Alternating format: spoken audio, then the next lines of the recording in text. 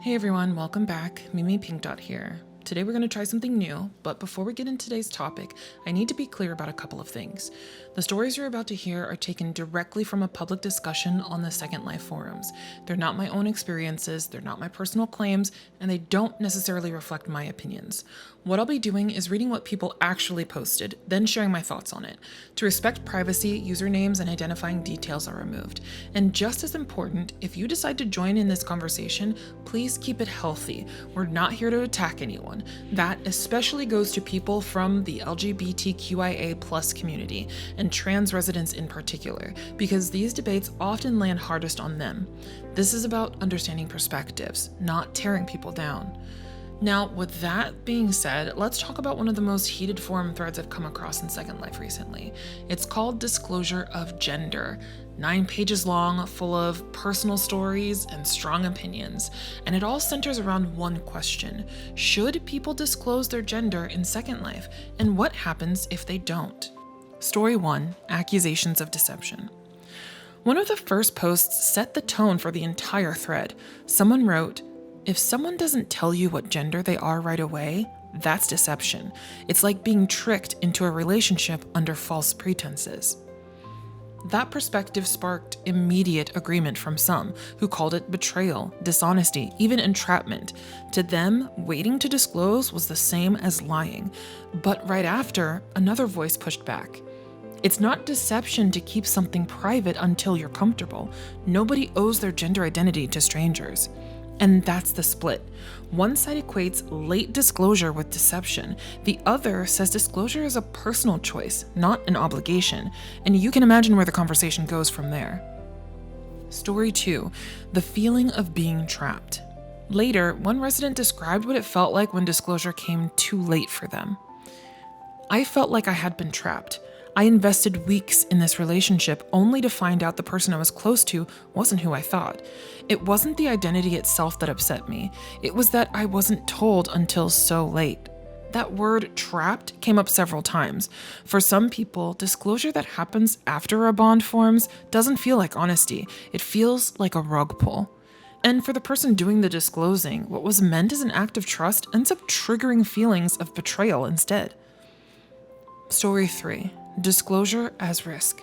Other posters, particularly trans and gender nonconforming residents, explained the other side of that equation. One person shared, "Every time I disclose, I risk being rejected. I risk being insulted. I risk losing a friend.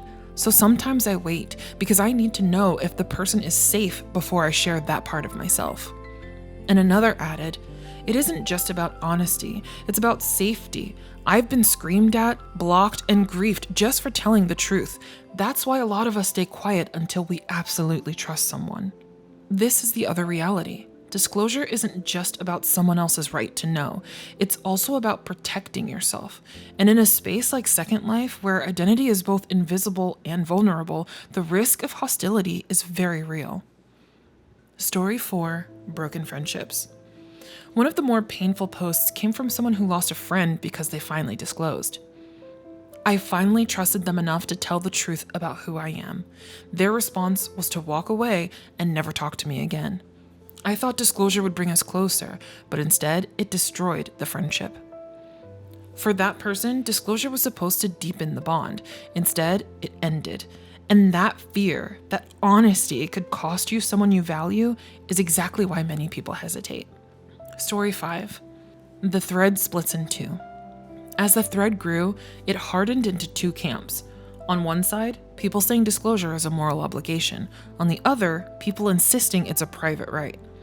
At one point, someone wrote, "If you don't disclose from the start, you're no better than a liar." And another shot back, "Calling it lying is insulting. I don't owe you that information unless I want to share it." By page 6, it wasn't just a debate. Posters were accusing each other of being immoral, untrustworthy, even dangerous.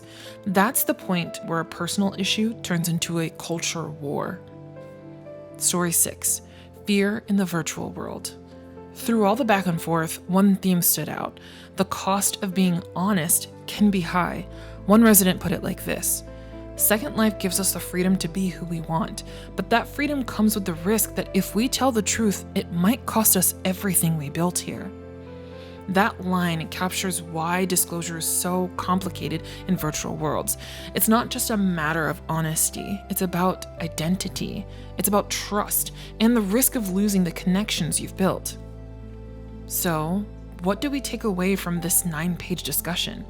Disclosure can go wrong in a lot of ways. It can feel like deception, it can spark hostility, it can ruin friendships.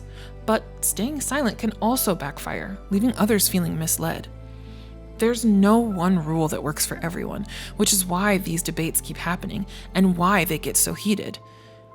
I've only shared some of the voices here. If you've had experiences with disclosure in Second Life or in any other virtual world, I'd like to hear them. You can leave a comment or send me an email if you'd rather share anonymously for a future video. And one last reminder, please keep the discussion respectful. This is not the place for personal attacks. That includes the LGBTQIA+ community and especially trans residents who are most affected by this particular topic. Thanks for watching. Again, these are not my words. They're drawn directly from the community. Until next time, stay healthy, stay safe, stay sane, and I'll see you in the next video.